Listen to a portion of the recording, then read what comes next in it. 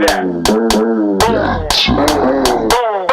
Give me that. Pal, welcome back to another episode of Zoom Elevate. In this episode, I will be talking about enjoyment. You can see it for yourself when you walk around and you see everyone on the subways and they're miserable and people are looking down and they're looking at their phones and everybody seems to have a kind of lower vibration than regular.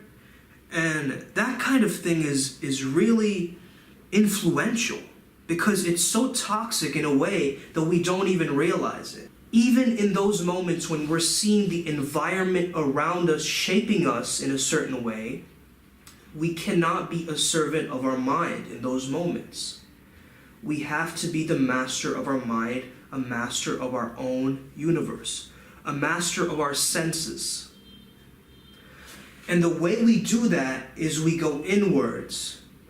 So the internal world reflects the external world. And whatever you've been taught at school, you need to forget it for a second and just recognize what is true to you, what is important to you, what do you love doing, what kind of environments do you thrive in, and what kind of people are going to get you to that next level. Now, it's not really easy to just say, okay, I'm going to wake up today, I have my purpose, I have my passion. It's a journey that unfolds over time. I didn't for a day say that, okay, I'm going to be a coach. I evolved into it. I started somewhere completely different. As a child, I wrote comic books. From there, I found a love for comedy, to see the world through graphical representations. I saw the world in a new way. Calvin and Hobbes, one of my favorite comic books growing up, okay? Calvin saw the world in a unique way. Even as a child, he had an eloquent vocabulary. I understood him growing up because he stood out to me. He stood out to me because he had a power of imagination and he could find a way to enjoy himself even when he was in a boring environment in school. He would pretend he was a spaceman. In his imagination, he would go into his daydreams. And in this generation, daydreams are seen as something toxic by teachers, by parents, by people growing up. Why are you not focusing? Why are you not concentrating, Jimmy? Well, sir, I was never taught to. That's right. We were never taught how to concentrate. We were never taught how to be present to the moment. That's why mindfulness, that's why these things are emerging now. Because we're starting to see the understanding, how it's all fitting together. The holistic archetypes of interconnectedness and East and West intermingling, globalization happening. All of us understand that we need to be at our most best potential because the world is in such a cynical place. It's not a good place, but we know that once we control our reality, that it will shape the reality of those around us. What do I mean by this?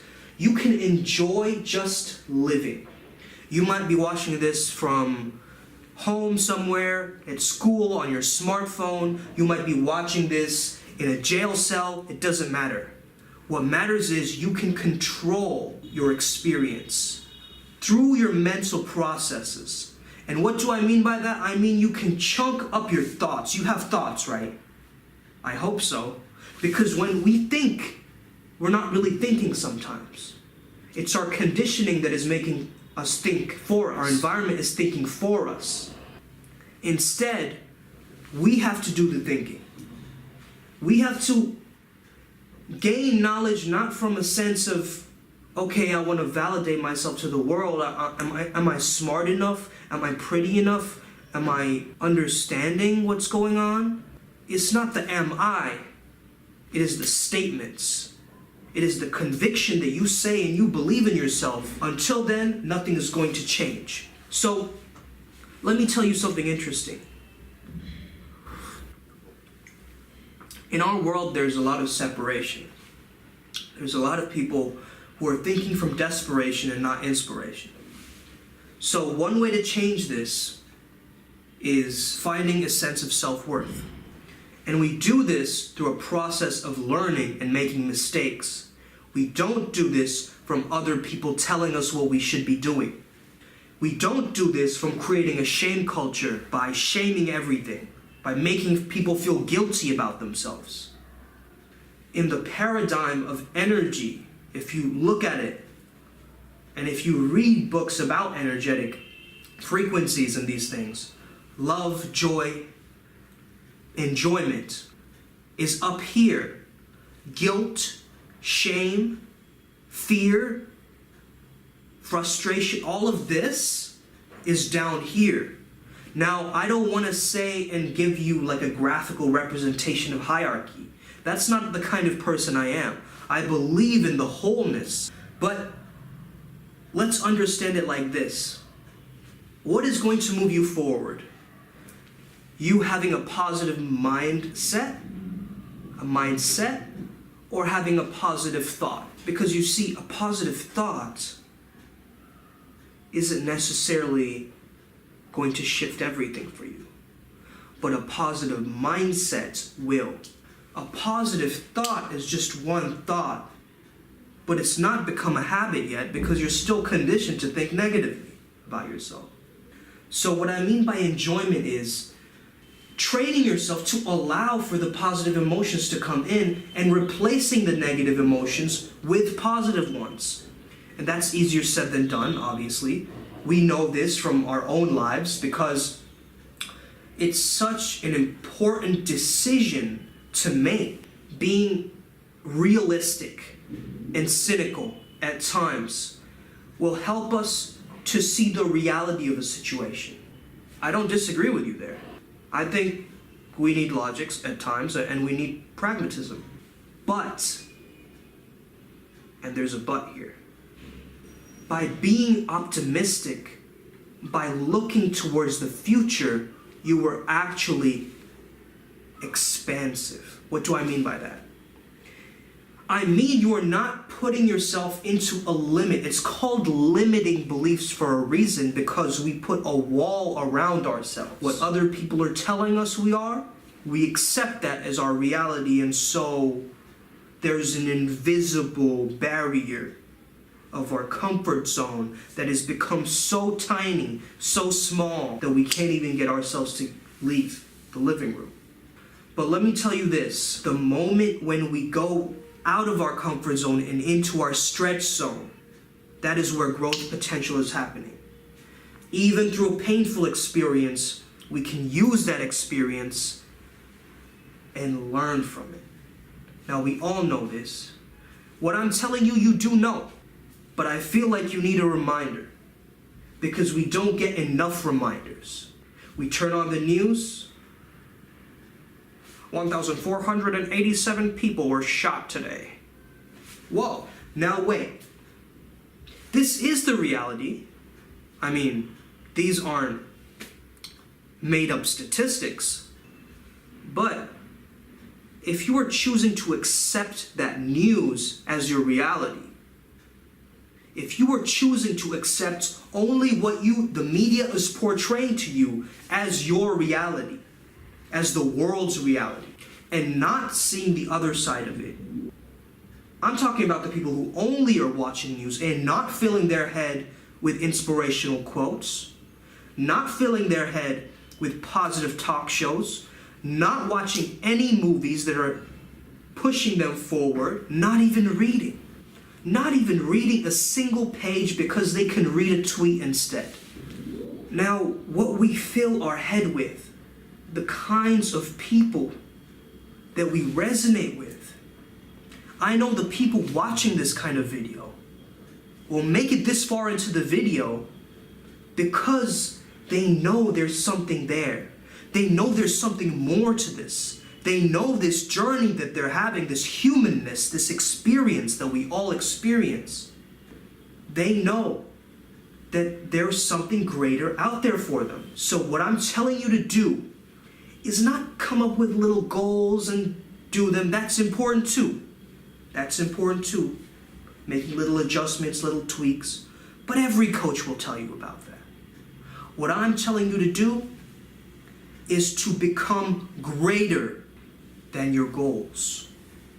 To become a much better person than your dreams. Because your dreams will be there. Your goals will be there. But if you are not the kind of person, if you don't have the character, if you don't have the vision, if you don't have the motivation, the willpower there to set these goals on fire, to have that igniting force within you, then it's not going to make an impact. So the more that you realize that you can serve people, the greater you will become. The enemy of the great is the good, but the enemy of the bad is the worst. What I mean by this is we have to appreciate our dark sides. We can't, now I've preached positivity here, but you cannot be happy 24/7 all the time. It's a holistic experience, but you have to cherish the moments of happiness more. You have to cherish enjoyment more. When you are frustrated, don't dwell on it. When you are frustrated, treat it as if it was a guest and they're leaving soon. It's temporary. But this gratitude, joy, abundance, motivation, confidence, impacts, love. These things are things that we cherish. These things are things that we embrace with open arms. We don't say, oh my gosh, it's happiness again. Oh, it's that guy, happiness again. I don't really want him to stay too long. No. We give enjoyment more tea. We give enjoyment more time. I said in one of my videos, emotions are energy in motion, okay? So it's a movement. There's an action to it. So when enjoyment does come, don't just whisk it away. Don't just pretend like a little compliment from someone is not important, even if you're showing that. Because you have to be accepting of other people's compliments as well as other people's criticisms. And the criticism thing, I know I'm not good at that. And I accept that. But afterwards, what people tell me, I will reflect on it. This reflection, this mirror that we're giving out to the world. Now, automatically being a coach after a long time, I automatically start to mirror people's body language. It doesn't need to be this thing that is forced. There doesn't need to be an effort there that is not set in stone. You get what I'm saying? It's like you have to be able to just be natural with it. That naturalness is what we strive for, even if we start out by making little adjustments, by learning tools, by learning techniques, by learning routines, by learning the format, by learning the formula. Later on, we have to learn how to break it. Learn the rules, but also learn how to break them. Know the laws, but also understand that there is a limit. But there is not a limit in the physical sense of things. There is a limit in the mental. There is a limit in the mind. So when we understand ourselves better, when we know ourselves, when we connect with people, when we see people who resonate with us, who understand us, who perceive us differently to how other people are perceiving us, we can finally let our guard down and be ourselves. But why can't we be ourselves around everybody, around other people's company? Well, because we put on different roles in different situations. If I acted abrasive with my friends, I can do that from a joke, But if I walk into a job interview, I have to put on my best self. But one technique that I've always recognized is to be able to change the situation in your mind so that the situation changes. If you're meeting a new person, treat them like a long-lost friend. They will be a friend within a minute of meeting you. Oh, hey, how's it going? Is different from, oh, hi, it's nice to meet you. When we walk into a job interview, they tell us to dress for the job you want, right? All of these things, they tell you all these rules you have to do. To show there early, you have to shave, you have to get a haircut, you have to appear a certain way. That all is okay. If those are the rules you're given a dress code, that's fine, follow them. But what are you telling yourself in your mind? Are you telling yourself, I'm not going to be able to get this job? Are you telling yourself contradictory information to what you were expecting? You have to assume success to get success. Now, what I mean by this is sometimes within an interview, you have to shift the dynamic. Now, I don't mean go and try and be a boss when you are having a boss hire you, but I do mean ask the interviewer questions too.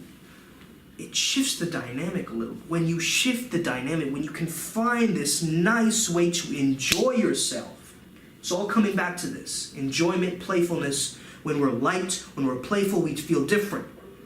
If we imagine ourselves in an environment, everyone's booing us. Boo, get out of here. Whoa, you're weird. Get out of here. What? No. Ew, you're gross. What's wrong with you? Imagine that.